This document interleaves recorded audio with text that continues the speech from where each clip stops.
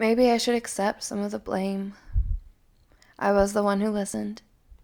He might have planted the seeds in my mind, but I allowed those roots to stretch down to my heart and break soil. I believed the words he said. That's on me. I was the one stuffing my art away in a school trash can like a failed quiz I spat my gum into, all because he laughed at the light he saw in my eyes, and I hid that light so well from him that after a while I had trouble finding it again myself. I was the one who made the decision. I wanted to be different, and the best kind of different I could be was the kind that kept its mouth shut. Better to suffer in silence than impose with complaints. I never stopped them when they called me a slut, never once offered up a correction. How far one has to fall to not know their own name, to not hear it being called.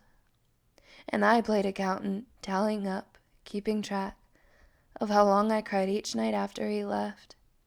And when the hours wound down to minutes that wasted away to nights of numb nothing, I was the one who chalked it up to be a point of pride. I was the one who equated the rules of love to those of a well-mannered Sunday supper and asked for nothing more than what I got the first time around, because only pigs go back for seconds. I adopted his hate for me as my own and punished myself for making it feel too at home. Well, I know. I should have known.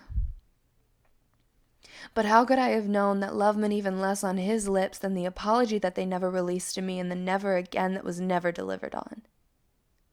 How could I have known that he would never really leave me even long after he'd gone?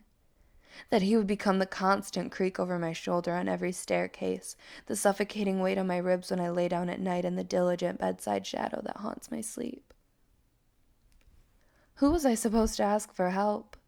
When I was fed pats on the head, what a good girlfriend, for making it work, for making him better. But as soon as he decided that the flesh on my back was too torn to remain chained to his whipping post, I left a bad taste in their mouths, and they spat me out with a resounding chorus. Horror. He was only my first of many self-inflicted wounds, and I thought he had taken the last of my innocence, but that was not Snow White. It was a blood-red hailstorm that fell heavy on the kitchen floor the night that I discovered exactly which of our knives can most easily cut through skin.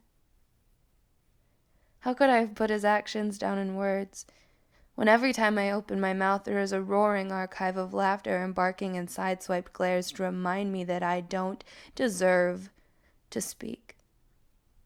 Oh, I only just barely deserve to breathe.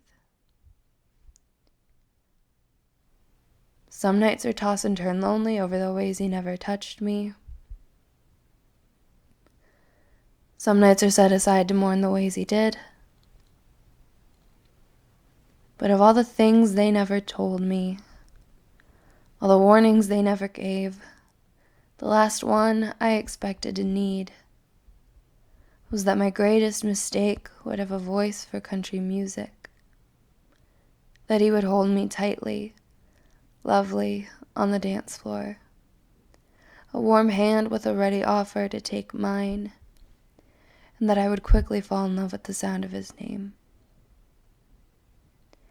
That I never could have known, and I should have never been the one to take the blame.